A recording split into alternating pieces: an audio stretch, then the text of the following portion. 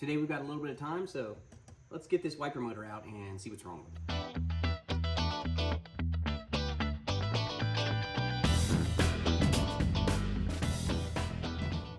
The wiper motor on this TR6 is fairly simple to get out. You're gonna take one nut off here that's hand tight. If not, that's probably 3/4, somewhere around there, 13/16-ish maybe. You're gonna have one electrical disconnect and two 7/16 bolts, one there and one there. And then this motor will come right out. So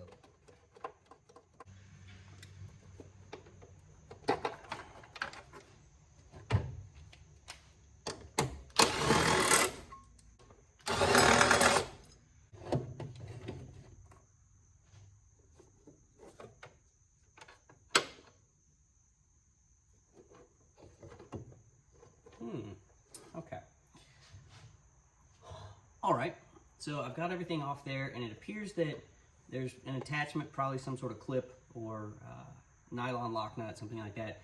Inside this part right here, there are 1, 2, 3, 4 little 1/4-inch drive screws, which, well, that one's finger tight. They all appear to be finger tight. That's convenient.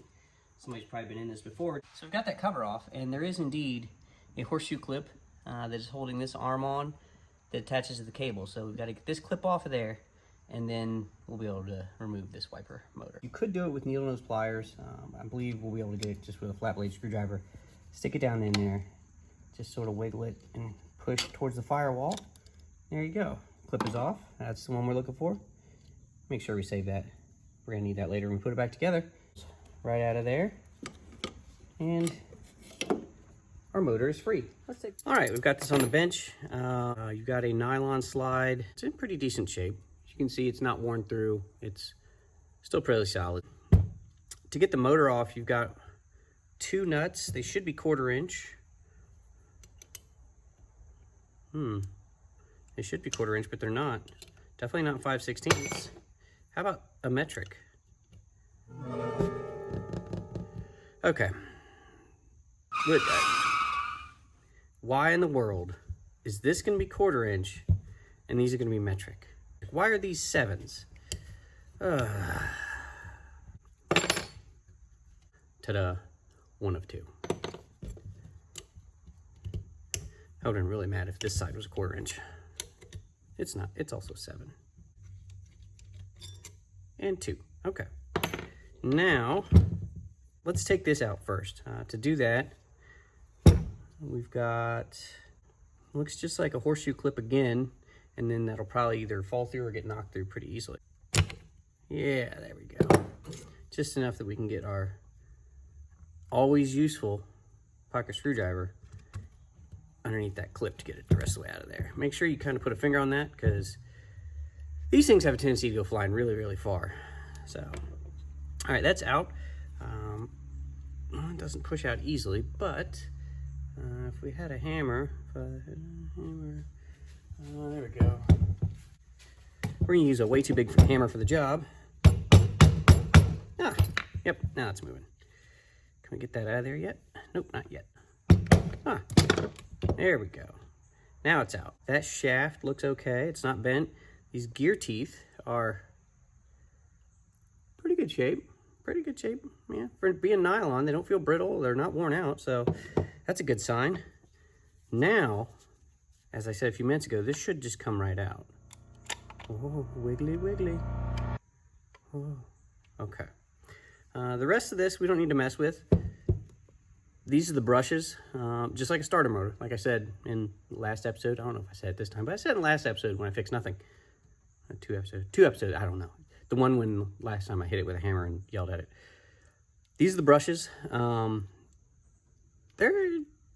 decent shape still. They're not too corroded at all. Wires look to be in good shape. All the springs are good.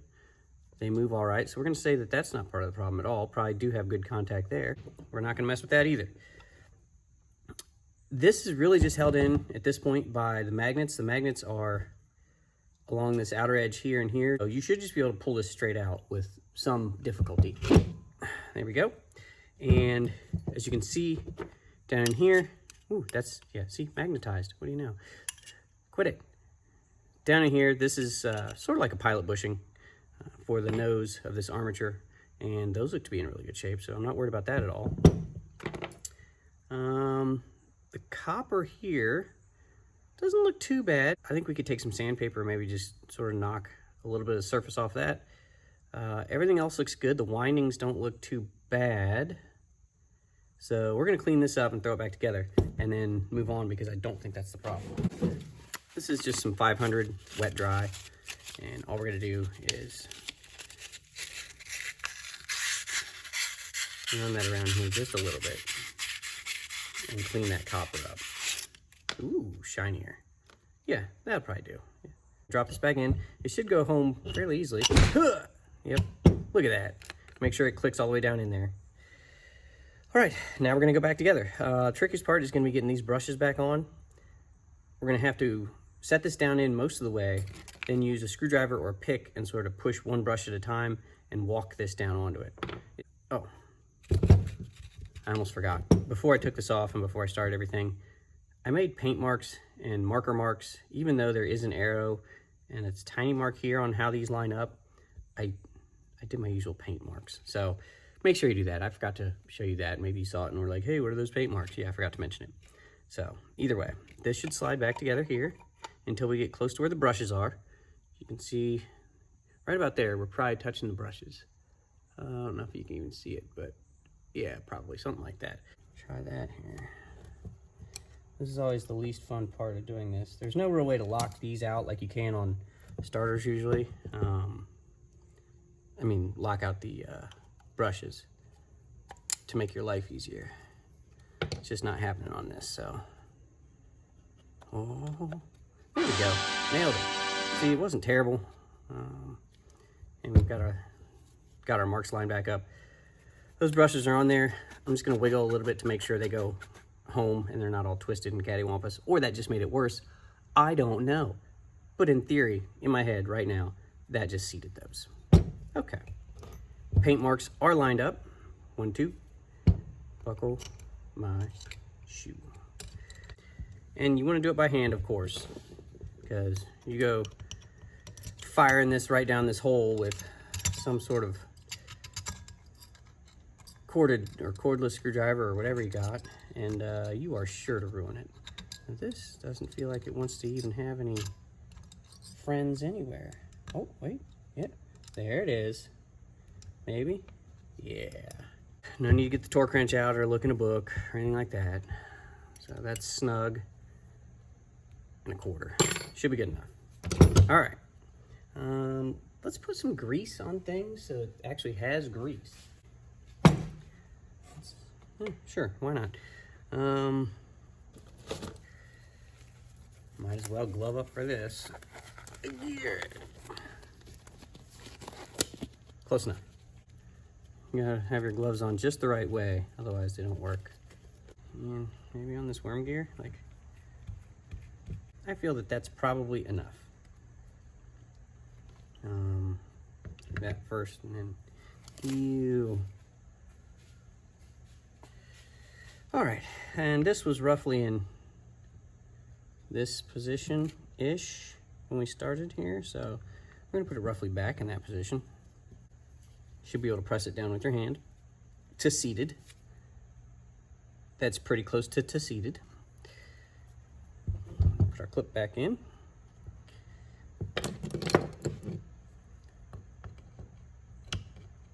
Easy. Got it. Okay. And then, shouldn't have taken that glove off. We'll put a little bit of grease in this track because I'm sure you probably want some. Everybody wants some. Want some too. It's the David Lee Roth of Plastic Guides. All right.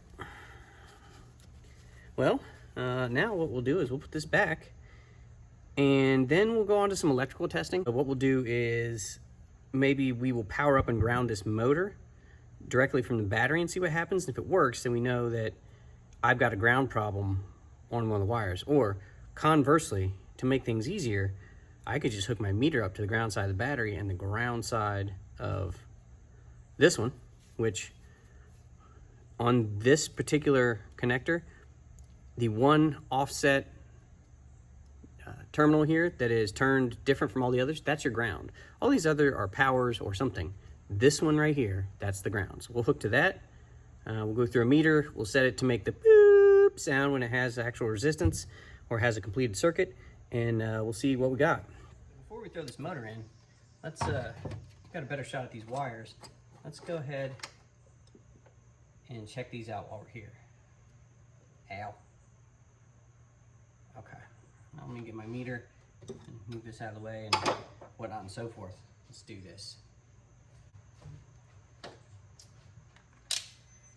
Okay, so on your meter, what you want to do is right here, ohms, and then you have like a, well, I guess you could look like a Wi-Fi symbol, but it's really volume, and that is your tone for, do I have continuity, or is this a complete circuit? Same difference. So if you touch these two together now, you should hear a tone. There it is. So touchy, tone. No touchy, no tone. That's what we want. All right. It doesn't matter which one you hook up to your battery negative. I'm just going to go with the black one. And then the red one, we are going to test.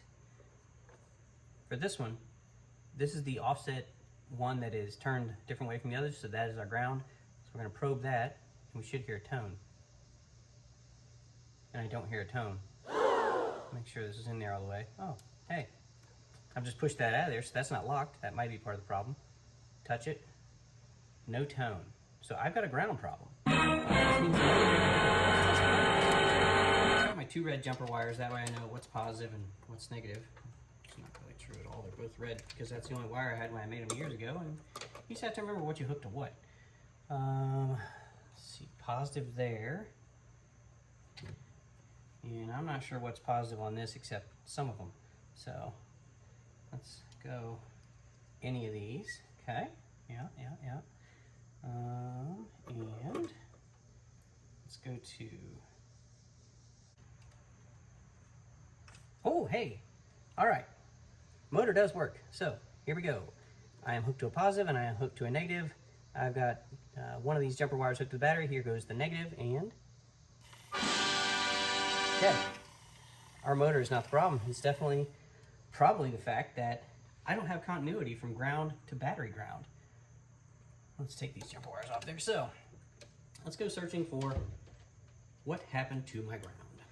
Wiring harness. Now this could have been part of my problem, but I could push that all the way in. In fact, let's do that and see if that, well, no, that won't work at all. Ooh, well, our wiring harness tape is definitely loose here. Let's unspool that, and, oh, surprise. Okay, check this out. Somebody has been in this harness because here's my ground wire for the wipers. I wonder why they don't work. Oh, I don't know. Somebody was for some reason hiding the fact that they cut them and never put them back together. Or they did put them back together, but they only twisted them and not soldered or anything else, because here's the other end. Okay, well, this is going to be a simple fix, and we're going to have wipers. All right, let's twist it together, plug it in, and make sure that we're correct.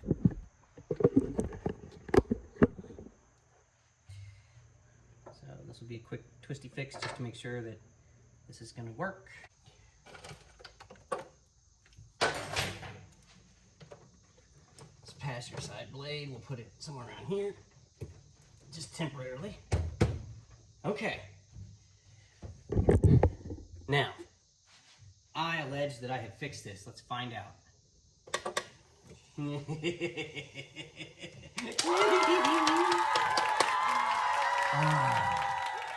That is just fantastic. We got the wipers working again, at least on one speed. I haven't tried the other speed because who wants to push their luck now? Took the motor apart, showed you how it worked. The motor does work. We powered it up, it worked. What we found out we had was a bad ground. And once we got that ground fixed, and then yelled at it a couple times, hit a relay, wiggled it, it magically came back to life. So there you go. I'll still never drive in the rain, but if I ever did, I'd get that, which is nothing. But it, you know, it's a different kind of nothing than we had when we started today. So, all right, well, that's one more thing fixed. We'll see you next time.